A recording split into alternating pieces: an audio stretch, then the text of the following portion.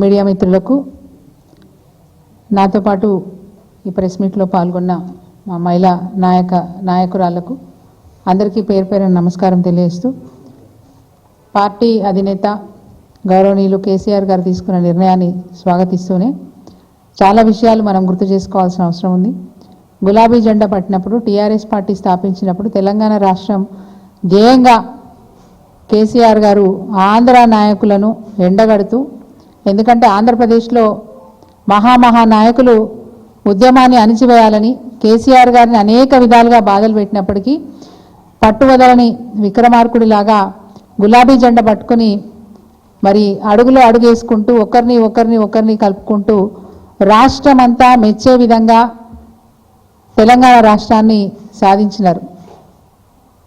అందరూ కలిసి వచ్చారు. కేసీఆర్ గారంటే ఒక నమ్మకం.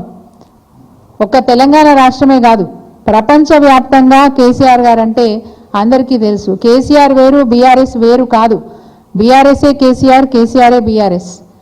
టీఆర్ఎస్ అంటేనే కేసీఆర్ గారు. టీఆర్ఎస్ పార్టీ స్థాపించినప్పుడు తెలంగాణ రాష్ట్ర సాధన అనే ఉద్దేశంతో స్థాపించినప్పటికీ అనేక ఇబ్బందులు, అనేక ఆటంకాలు కల్పిస్తుంటే తప్పని పరిస్థితిలో తన ప్రాణాన్ని పణంగా పెట్టైనా మరి తెలంగాణ రాష్ట్రాన్ని సాధించాలని చెప్పి నిర్ణయం తీసుకొని తన ప్రాణాన్ని పణంగా పెట్టి తెలంగాణ రాష్ట్రాన్ని సాధించిన నాయకుడు కేసీఆర్ గారు. ప్రపంచమంతా కేసీఆర్ అంటే ఎంత గౌరవం ఉందో ఈరోజు వారి పిల్లల్ని కూడా అంతే గౌరవిస్తారు.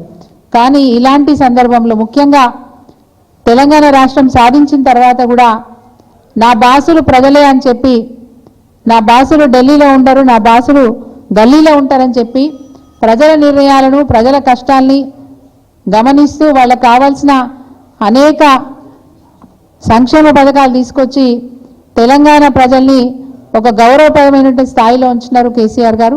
బీఆర్ఎస్ పార్టీ అంటేనే ఈరోజు బీజేపీకైనా కాంగ్రెస్ పార్టీకైనా హడలెత్తిచ్చే పార్టీ బీఆర్ఎస్ పార్టీ. మొన్న ఎన్నికలలో, అసెంబ్లీ ఎన్నికలలో ఓడిపోయినా, పార్లమెంట్ ఎన్నికలలో సీట్లు రాకపోయినా ప్రజలు మాత్రం మళ్ళీ కేసీఆరే కావాలి, మళ్ళీ బీఆర్ఎస్ఏ అధికారంలోకి రావాలని ఆకాంక్షిస్తూ ఉన్నారు. అడుగడుగున క్షేత్రస్థాయిలో ఇది స్పష్టంగా కనిపిస్తూ ఉంది.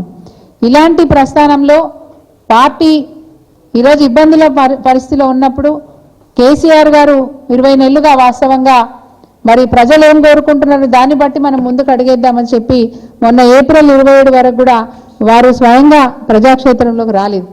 పార్టీ పుట్టినరోజు పండుగ నాడు ఆ రోజు మరి మనందరికీ తెలుసు, పెద్ద ఎత్తున బహిరంగ సభ పెట్టి తాను ఏం చెప్పదలుచుకున్నారో చెప్పినారు. బీఆర్ఎస్ పార్టీ యొక్క ప్రస్థానం, బీఆర్ఎస్ పార్టీ యొక్క గౌరవం ఇంకా పెద్దగా పెరిగేటట్టుగా వారు ప్రవర్తించిన తీరు దేశమంతా ఒక